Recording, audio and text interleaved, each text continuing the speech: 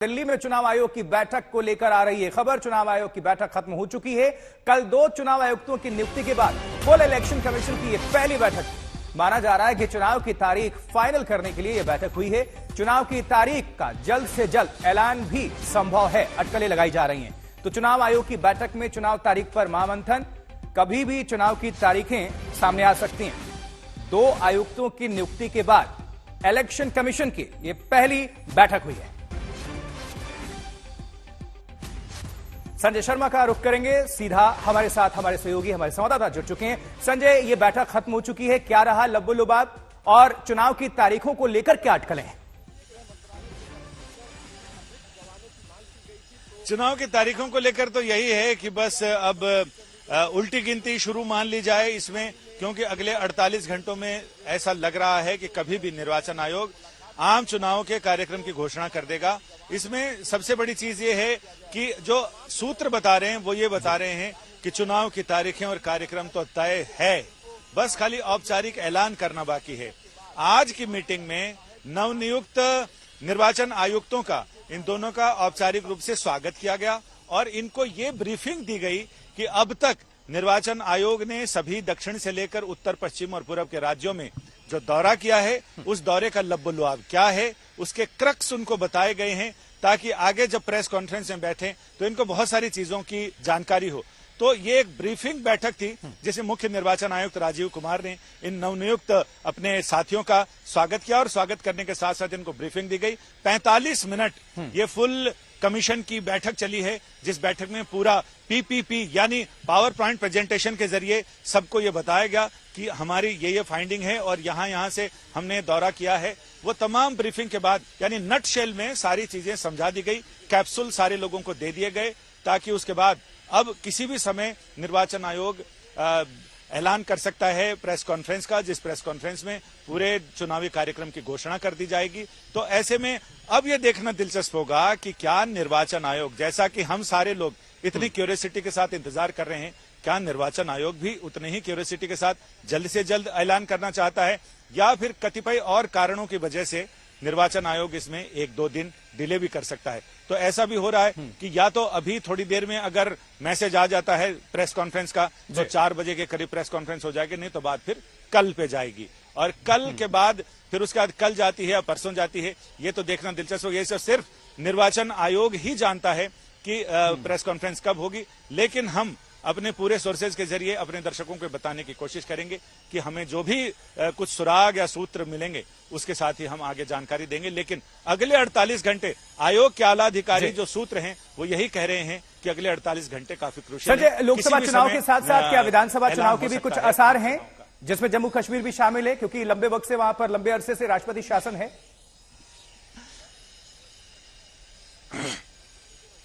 जी बिल्कुल, अगर हम पिछले कुछ चुनावों की बात करें तो 4 राज्यों के चुनाव लोकसभा के साथ ही होते हैं। इस बार बहुत चांसेज ऐसे हैं जिसमें कि जम्मू कश्मीर की विधानसभा का चुनाव भी इसी लोकसभा के साथ ही हो जाए, और ऐसे भी आसार लग रहे हैं। चर्चा इस बात की भी बहुत सघन और प्रबल है कि आगे इस साल के अंत तक जो 4 विधानसभाओं के चुनाव होने हैं वो भी शायद इसी के साथ ही हो जाएं। तो यानी कुल मिलाकर 8 से 9 विधानसभाओं के चुनाव भी साथ हो सकते हैं। ये तो फाइनल जब इलेक्शन कमीशन ऐलान करेगा तभी पता चलेगा, लेकिन सूत्र ये बता रहे हैं कि एक राष्ट्र एक चुनाव की भूमिका बांधते हुए शायद हो सकता है 4 से ज्यादा विधानसभाओं के चुनाव कश्मीर के, यानी कश्मीर और बाकी उड़ीसा है, सिक्किम है, अरुणाचल प्रदेश है, उड़ीसा के साथ आंध्र प्रदेश है, ये 4 तो ऐसे ही होते हैं पहले से ही, इनके कार्यकाल जो खत्म होने वाले हैं मई जून में। और इसके साथ ही हरियाणा है, महाराष्ट्र है, इनके भी चुनाव शायद हो सकता है कि लोकसभा के साथ ही हो जाएं। संजय जुड़े रहिए, आपका दोबारा हम रुख करते हैं। इस बीच दर्शकों को थोड़ी और जानकारी हम दे देते हैं। जिस तरह से ये बैठक हुई है, संजय बता रहे हैं लगातार नजर है, और क्या ये संभव है कि आज ही ऐलान हो जाए या फिर अगले 48 घंटे? इस लिहाज से बहुत महत्वपूर्ण है। लेकिन आज जिस तरह से जो इलेक्टोरल बॉन्ड को लेकर खबर आई है, नंबर 1 बीजेपी बॉन्ड की कुल रकम का 47% हिस्सा इनको मिला, यानी 6061 करोड़ रुपए के जो इलेक्टोरल बॉन्ड इनको दिए गए थे। अब इसको लेकर कांग्रेस हमलावर है, विपक्ष हमलावर है, लेकिन इसमें दूध का धुला कोई भी नहीं, क्योंकि सभी पार्टियों को मिला है। हाँ, इसका प्रतिशत ज्यादा या कम जरूर हो सकता है, और वही है क्योंकि ये सब कुछ उजागर हो गया है, वेबसाइट पर लेकर आया गया। अब नंबर 2 पार्टी कौन सी है? पश्चिम बंगाल, ममता बनर्जी की टीएमसी। उनको भी अच्छे खासी जो है रकम मिली है। बॉन्ड नंबर्स का भी खुलासा करे एसबीआई, ये भी कहा गया है। तो चुनावी फंड को लेकर सुप्रीम कोर्ट ने एसबीआई को नया नोटिस जारी किया है और कोर्ट ने आदेश दिया कि बॉन्ड नंबर्स का भी खुलासा होना चाहिए। कोर्ट ने यह भी कहा है कि एसबीआई सोमवार तक जो भी खरीदे गए डेटा है और जमा करने वाले राजनीतिक दलों की बाबत तारीख, मतलब पूरा ब्यौरा रख दिया जाए, यूनिक न्यूमेरिक नंबर और धनराशि का ब्यौरा सोमवार तक दे दे। चुनाव आयोग ने कोर्ट में कहा था कि हमने आपको जो सीलबंद रिकॉर्ड दिया है उसकी कॉपी हमने नहीं रखी है, लिहाजा हमें खुलासा के लिए वक्त चाहिए। सुप्रीम कोर्ट ने रजिस्ट्रार को कहा है कि वो सुप्रीम कोर्ट में जमा सीलबंद डेटा की स्कैन कॉपी अपने पास रखें और मूल डेटा कल शाम 5 बजे तक चुनाव आयोग को सौंप दे। संजय शर्मा हमारे सहयोगी लगातार जुड़े हुए हैं। जी संजय, सुप्रीम कोर्ट ने क्या कुछ कहा और इसके मायने दर्शकों को समझा दीजिए जल्दी से।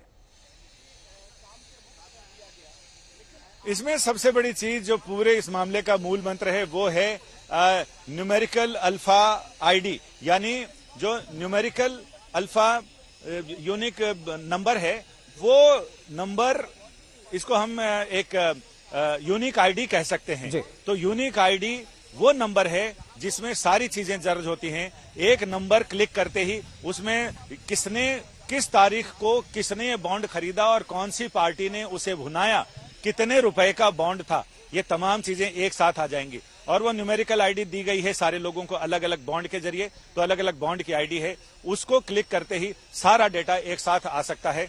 इसके लिए याचिकाकर्ताओं ने कहा कि जो डेटा उपलब्ध कराया गया है निर्वाचन आयोग की साइट पर है, निर्वाचन आयोग की साइट में जो जानकारी उपलब्ध है उसमें उस आईडी का जिक्र नहीं है, वो आईडी देने को कहा जाए। उसके लिए कोर्ट ने नोटिस जारी किया है कि वो उस आईडी को देने को लेकर स्टेट बैंक का क्या कहना है।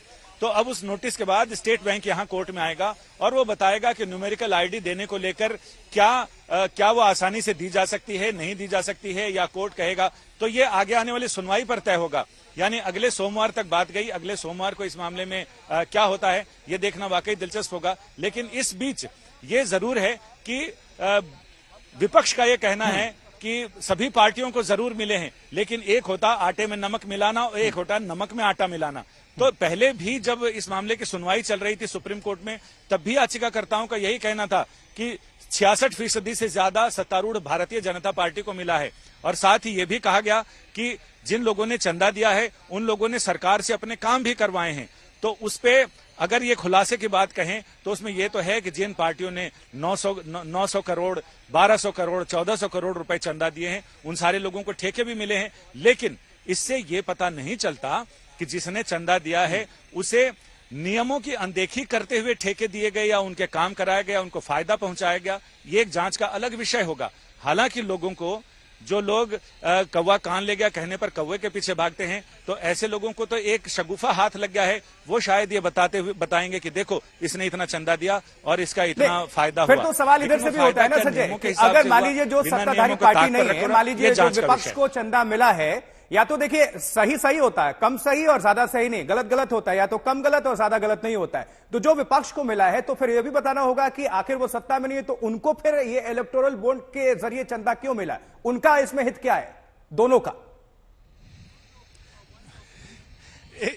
इसमें तो क्या होता है कि भविष्य को देखकर भी लोग इन्वेस्ट करते हैं और कई बार ऐसे जिनके शेयर बिल्कुल डाउन होते हैं उनको भी लोग खरीद लेते हैं इस उम्मीद के साथ कि इनके शेयर का भाव बढ़ेगा, उस समय वो फायदा करेंगे। लेकिन बहुत सारी चीजें जो निजी रिश्ते हैं उस पर भी होती हैं और निजी रिश्तों में अगर किसी का बाजार भाव अभी डाउन है किसी पार्टी का, फिर भी लोग निजी रिश्तों को ध्यान में रखते हुए उनको चंदा देते हैं।